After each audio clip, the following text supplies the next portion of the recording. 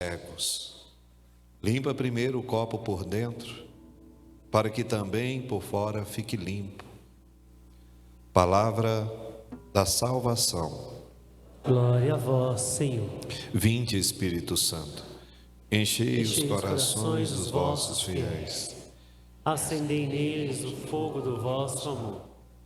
Enviai o vosso Espírito, e tudo será criado, e renovareis a face da terra.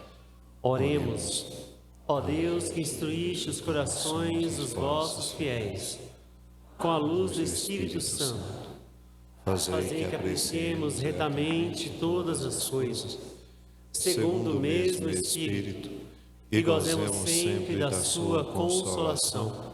Por Cristo, Senhor nosso. Amém. Podemos ficar assentados. Hoje, nós, através desse evangelho, dá para a gente entender por que Jesus não tinha muito apreço pelos poderosos. Não, Jesus não tinha apreço. Na verdade, os poderosos não tinham muito apreço por Jesus. Jesus, ele tem coragem de falar aquilo que muitos gostariam de falar. E não se trata de uma fala arrogante, não se trata de uma fala provocativa, mas é uma fala de exortação. Jesus não está exortando os discípulos, ele está exortando os mestres da lei e fariseus, aqueles que ninguém tinha coragem de exortar, que, como Jesus os comparam, é como se fosse um sepulcro caiado, como se fosse um túmulo, bonito por fora, mas por dentro os mortos. E Jesus é aquele do qual tem credibilidade de falar, não daquilo que é o externo. Jesus vê o coração. É uma das coisas que a gente precisa aprender na vida, é que Jesus não vê a aparência, Jesus não vê o externo, Jesus vê o coração. E aqui, quando Jesus fala, vós pagais os dízimos da hortelã, as ervas do cominho, e deixa de lado, ou seja, vocês fazem os pagamentos, vocês fazem aquilo que aos olhos dos homens é visto, é quisto, eu pago, eu faço, mas vocês deixam de lado o que é essencial. Vocês deixam de lado os ensinamentos mais importantes da lei. Isso é um perigo muito grande na nossa vida. É às vezes a gente dar muito crédito às coisas insignificantes da nossa vida e aquelas coisas que nós precisamos ter um olhar mais aguçado, a gente trata como não tão importante. É assim que está acontecendo com a lei de Deus hoje. A gente está se importando com tantas coisas na nossa vida, com o cabelo se está arrumado, com a estética, estamos preocupados com as coisas passageiras e aquilo que é o mais importante, muitas vezes a gente, como diz na linguagem brasileira, estamos cagando, não estamos nem aí. Então Jesus exorta os fariseus, os mestres da lei, mas exorta a nós também, porque não é para a gente ficar aplaudindo quando um político de alta patente é colocado em xeque. Hoje aplaudimos quando alguém é acusado por alguma coisa que ninguém nunca acusou.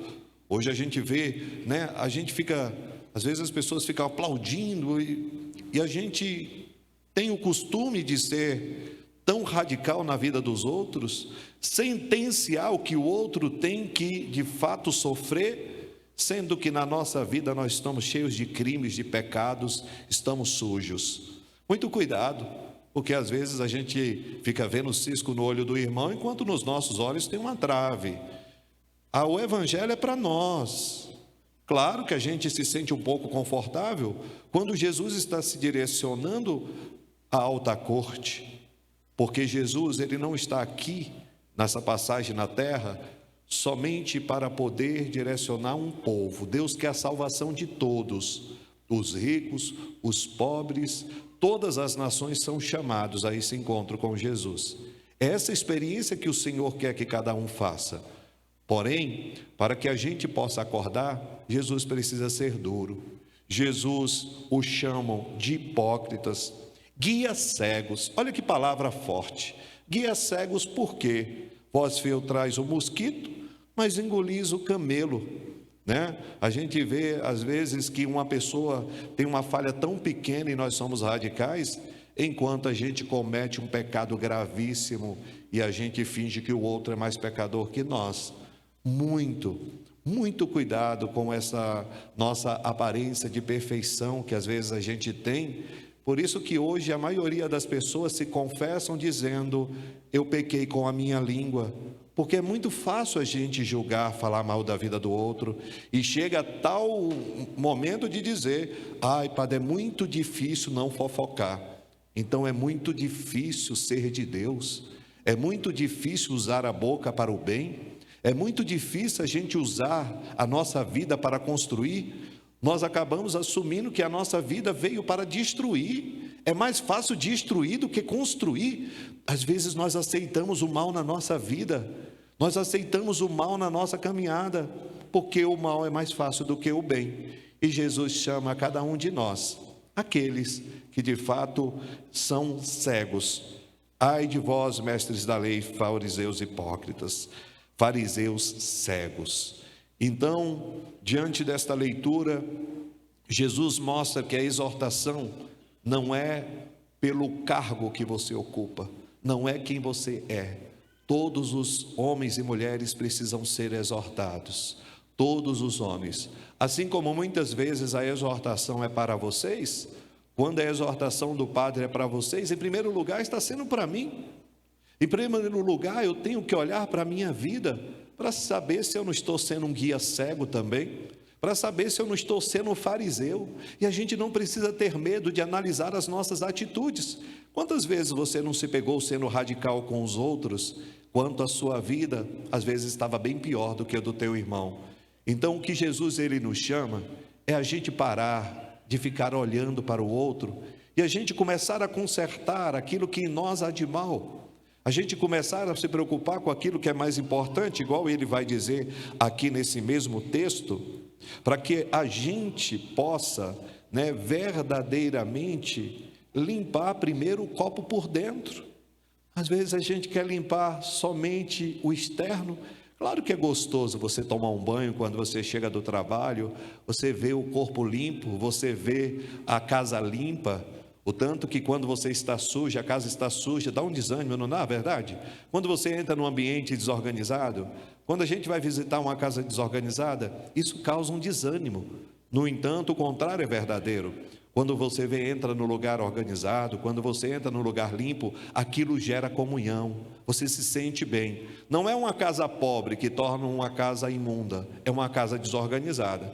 Às vezes você vai num barraquinho onde a pessoa deixa o seu piso com vermelhão, enceradinho, tudo organizadinho, a casa se torna limpa, habitável.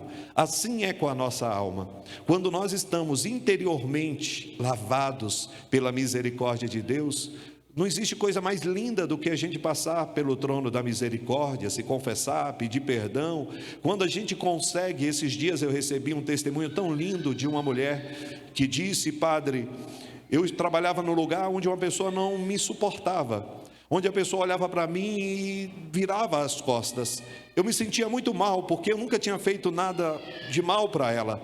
Mas ela decidiu, ao invés de retribuir o mal que a outra fazia, ela começou a rezar por aquela pessoa. E ela falou que um dia aquela menina estava ali meio triste, chorando, e ela perguntou para ela o que ela estava ouvindo. Aí passou o programa do padre e ela começou a ouvir aquilo que eu estava pregando.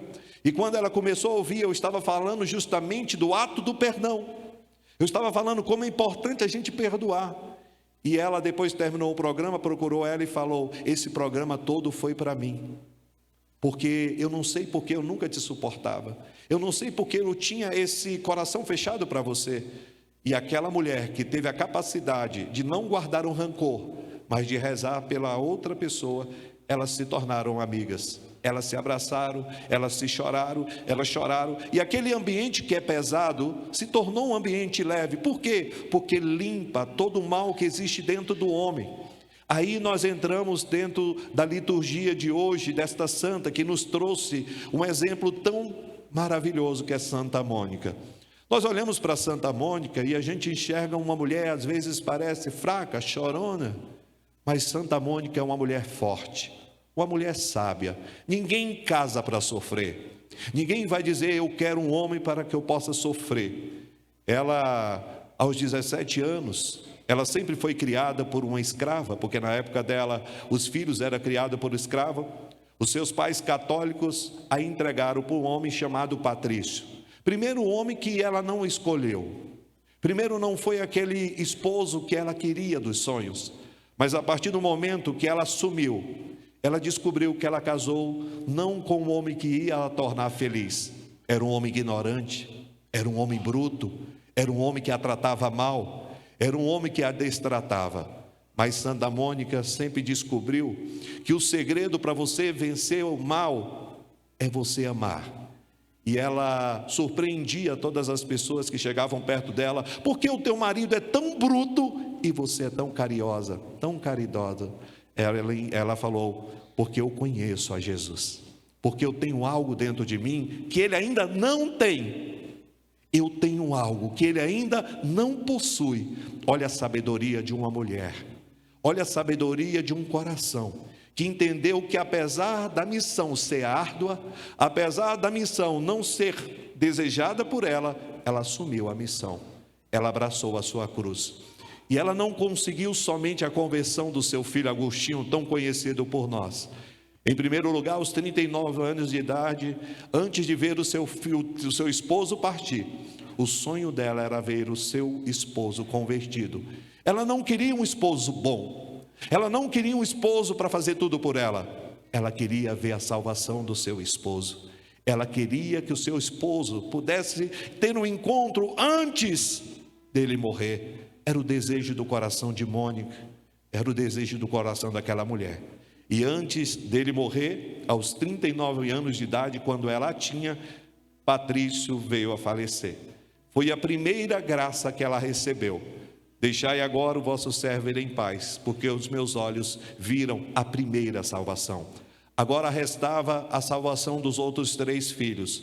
É o verdadeiro sentimento de uma mãe. A missão de mãe não é dar ao seu filho aquilo que ele quer, é dar aquilo que ele precisa. E ela começou a rezar, e passou anos da sua vida rezando pelo nosso saudoso Agostinho. Agostinho foi um filho que deu muito trabalho para Santa Mônica, foi um filho que deu muito trabalho para Deus, mas foi esse filho que deu muito trabalho, de coração duro, que buscava na retórica, que buscava nos seus ensinamentos, cada vez mais a busca do prazer.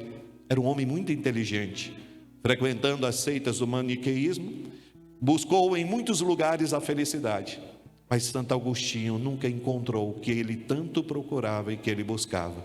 Enquanto Agostinho ia em busca da sua felicidade, a sua mãe derramava as lágrimas em sua casa, pedindo a conversão do seu filho. Uma só coisa ela pedia na sua vida: ver o seu filho Agostinho receber a graça do batismo. Ela pede perdão a Deus por não ter dado ao seu filho o melhor que ele precisava na sua infância, que era o batismo. Ela sempre, e nas suas biografias nós vamos ver, uma mãe que chorou por não ter dado o principal ao seu filho. Mas no decorrer da caminhada de uma mãe que não desiste, porque enquanto há vida, há esperança. E ela, durante os 33 anos de idade, rezando pelo seu filho, ela recebe a boa notícia de que seu filho tinha se encontrado com Jesus. Era a maior alegria, não alegria pelo seu filho ter se tornado grande teólogo, ter se tornado, até porque ela nem tinha noção do que o seu filho seria para a igreja. Ela queria o seu filho para o céu, mas antes de o seu filho ir para o céu, Santo Agostinho se tornou nada mais, nada menos do que um dos maiores teólogos que já pisaram a face da terra. De um homem que refletia as coisas no mundo. Quando foi batizado no Espírito, ele começou a refletir as coisas dos céus. E a grande frase de Santo Agostinho, que eu sempre repito e trago para a minha vida é: tarde te amei, ó beleza tão antiga e tão nova. Eis que eu buscava fora, mas tu estavas dentro de mim. Nós buscamos a felicidade fora. A nossa vida é buscar a felicidade nas coisas externas. Mas muitas vezes nós esquecemos que a felicidade está dentro de cada um de nós. Nós temos uma alma, e a alma precisa ser alimentada. A nossa alma precisa cada vez mais ingerir essa graça da palavra de Deus. Esta palavra aconteceu há séculos e séculos, no início do primeiro século na igreja, e hoje se repete. Homens e mulheres que buscam e buscam e buscam e buscam, e cada vez mais estão vazias. Talvez você está buscando em uma pessoa ao seu lado, talvez você está buscando numa casa, você está buscando no emprego, está buscando no prazer, numa bebida, não sei aonde. Cada um é seduzido por alguma busca, mas o Senhor está perguntando: até quando tu buscarás fora aquilo que existe dentro de você? A felicidade está dentro de você, a felicidade mora dentro de nós. Aonde quer que você esteja, Deus estará no interior do teu coração.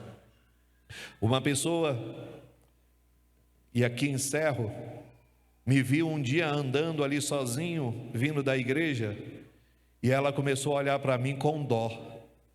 Ela começou a falar: meu Deus, o padre é tão sozinho. E ela começou a falar com ela: tadinho, que dó. Aí ela falou que enquanto estava pensando isso, ela começou a ver os anjos ao redor do padre.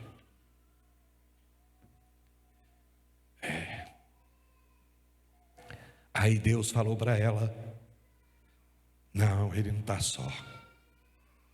Quando nós temos Deus, nós nunca estamos sozinhos. E ela, de uma tristeza que ela estava em vendo um padre só, ela começou a ver que tinha um exército de santos, de anjos. E assim é a nossa vida. Quando nós estamos unidos a Deus, a nossa vida está regada, está protegida. Por isso, não busque consolo naquilo que não pode consolar. Só Deus pode preencher o coração de um homem e de uma mulher, mesmo casado. Às vezes nós achamos que o casamento vai preencher. Não, o casamento é muito bom, é uma só carne, mas se essa carne não tiver Deus, vai estar fadado ao fracasso. Por intercessão de Santa Mônica e amanhã Santo Agostinho, que nós possamos encontrar nessa noite a felicidade perdida nas buscas externas da nossa vida. Coloque a mão no seu coração e diga: a felicidade está dentro de mim. Eu não vou buscar mais fora. A felicidade mora em mim. Deus está em mim. Deus permanece em mim. Fica comigo, Senhor. Retira esse vazio da minha alma. Retira essa tristeza do meu coração.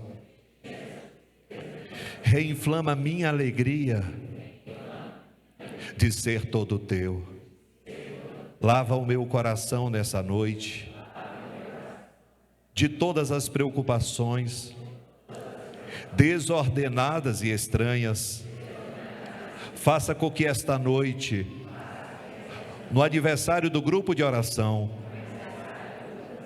eu encontre a verdadeira felicidade. Tarde te amei, ó beleza tão antiga e tão nova. Eis que está dentro de mim e eu procurava fora. Amém.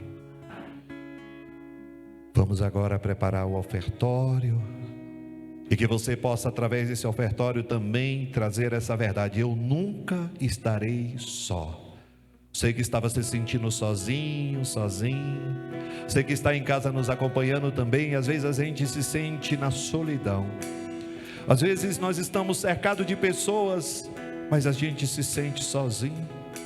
Deus, Ele quer ser o teu amparo nessa noite. Deus, Ele quer ser o teu amparo nessa experiência maravilhosa. Hoje você vai encontrar a felicidade. no interior do teu coração. Vamos cantar o canto do ofertório.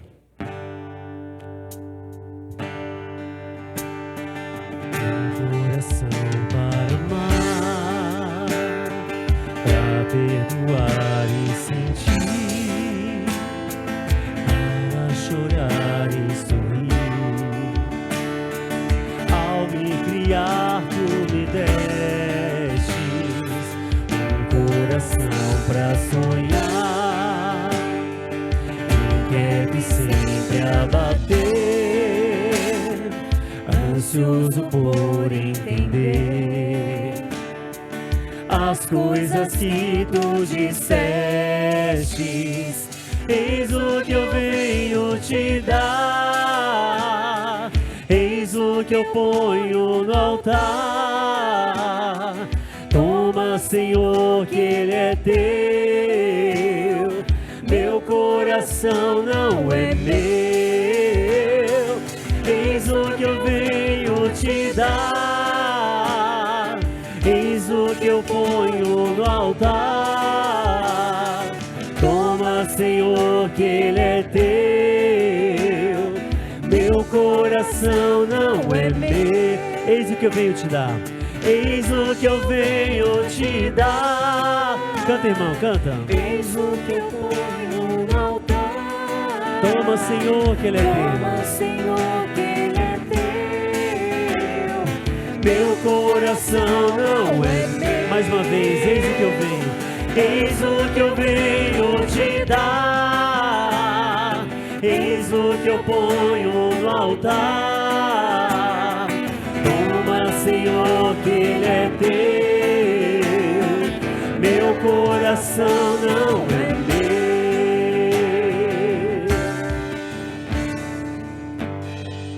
Orai, irmãos e irmãs, para que o nosso sacrifício seja aceito por Deus Pai Todo-Poderoso. Receba o Senhor por tuas mãos este sacrifício, para a glória do seu nome, para o nosso bem de toda a Santa Igreja.